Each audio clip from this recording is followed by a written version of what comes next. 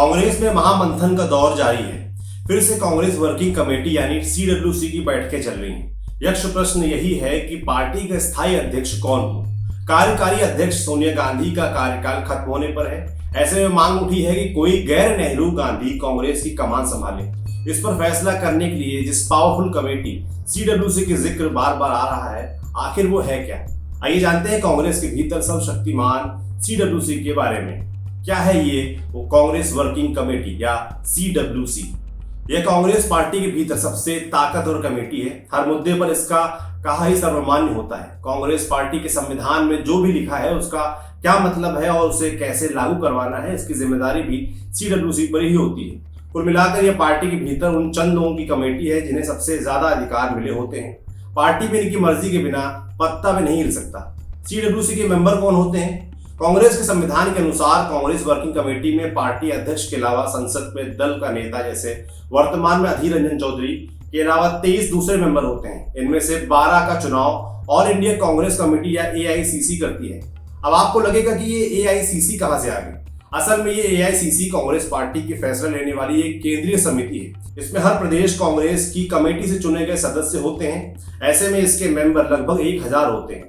हालांकि एआईसीसी की अध्यक्षता भी कांग्रेस का अध्यक्ष ही करता है। एआईसीसी में महासचिवों का चुनाव पार्टी प्रेसिडेंट और सीडब्ल्यूसी करती है। तो ये हुई बात एआईसीसी की। अब वापस आते हैं सीडब्ल्यूसी पर। इसके बचे 11 सदस्यों का चयन कांग्रेस का अध्यक्ष ही करता है। इसकी ताकत कितनी होती है? जैसा कि हमने बताया कि ये सर्वशक्तिमान होती है। तकनीकी रूप से सीडब्ल्यूसी को पार्टी प्रेसिडेंट को नियुक्त करने और हटाने की ताकत होती है।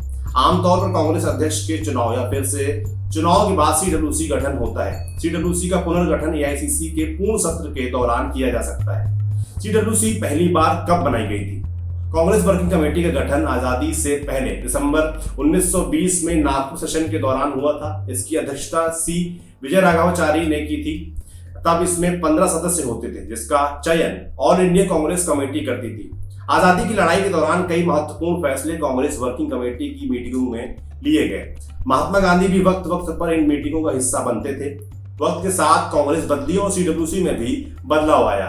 कांग्रेस में जवाहरलाल नेहरू युग की समाप्ति के साथ ही विरोध के स्वर भी मुखर होने लगे। 1967 में कांग्रेस पहली बार 2 टुकड़ों में बंट गई। इनमें एक धड़ा वो था जो इंदिरा गांधी के समर्थन में था। दूसरा वो था जो कांग्रेस के राज्य स्तर के क्षत्रपों का साथ दे रहा था। विरोधी खेमे में कामराज, प्रफुल्ल चंद्र सेन, अजय मुखर्जी और मुरारजी देसाई जैसे नेता थे। इससे कांग्रेस वर्किंग कमेटी की ताकत में कमी आई। लेकिन जब इंदिरा गांधी 1971 में भारी बहुमत के साथ चुनकर आई तो विरोध के स्वर दब गए। इसी के साथ कांग्रेस में राज्य स्तर के नेताओं की ताकत कम करने का दौर शुरू हुआ। इसी के चलते एआईसीसी की ताकत भी कम हुई। अब कांग्रेस वर्किंग कमेटी दिल्ली में होते हुए पूरे देश में पार्टी के फैसले लेने वाली सबसे ताकतवर कमेटी के तौर पर उभरी। यहीं से प्रदेशों में संकट से निपटने के लिए दिल्ली से पार्टी के ऑब्जर्वर भेजने की परंपरा शुरू हुई। ये ऑब्जर्वर भी पार्टी हाईकमान का मैसेज प्रदेशों तक पहुंचाने का काम करते हैं। यह सिलसिला अब तक जारी है। पिछले दिनों राजस्थान संकट के वक्त 2 ऑब्जर्वर अजय माकन, रणदीप सुरजेवाला इस परंपरा के तहत ही भेजे गए। आखिरी बार सीडब्ल्यूसी का इलेक्शन कब हुआ था, अब ये जानते हैं। पिछले 50 सालों में सही मायने में कांग्रेस में सिर्फ 2 बार ही कांग्रेस वर्किंग कमेटी में इलेक्शन हुआ है। वो भी तब जब कोई गैर नेहरू गांधी पार्टी में ताकतवर स्थिति में रहा। 1992 में एआईसीसी की तिरुपति में हुई पूर्ण बैठक में कांग्रेस प्रेसिडेंट पीवी नरसिम्हा राव ने सीडब्ल्यूसी में इलेक्शन करवाए। उन्हें लगा उनके समर्थन वाला शख्स जीतेगा। अपने विरोधियों के बावजूद सबसे महत्वपूर्ण रूप से अर्जुन सिंह, लेकिन साथ ही शरद पवार और राजेश पायलट चुने गए। हालांकि राव ने पूरे सीडब्ल्यूसी को इस्तीफा देने के लिए कहा। कारण बताया कि कोई एससी एसटी या महिला नहीं चुनी गई है। 1997 में सीडब्ल्यूसी के फिर से चुनाव हुए। इस बार पूर्ण बैठक कलकत्ता में हो रही थी। अध्यक्षता कर रहे थे सीताराम केसरी। इस बार जीतने वालों में अहमद पटेल, जितेंद्र प्रसाद, माधवराव सिंधिया, तारिक अनवर, प्रणब मुखर्जी, आरके धवन, अर्जुन सिंह, गुलाम नबी आजाद, शरद पवार और कोटला विजय भास्कर रेड्डी शामिल थे। इससे पहले 1969 में एक बार युवा तुर्क चंद्रशेखर को लेकर पार्टी में उथल पुथल की नौबत आई। लगा कि इलेक्शन होगा, लेकिन पार्टी ने उन्हें सर्वसम्मति से चुन लिया और विवाद के साथ ही इलेक्शन भी टल गया।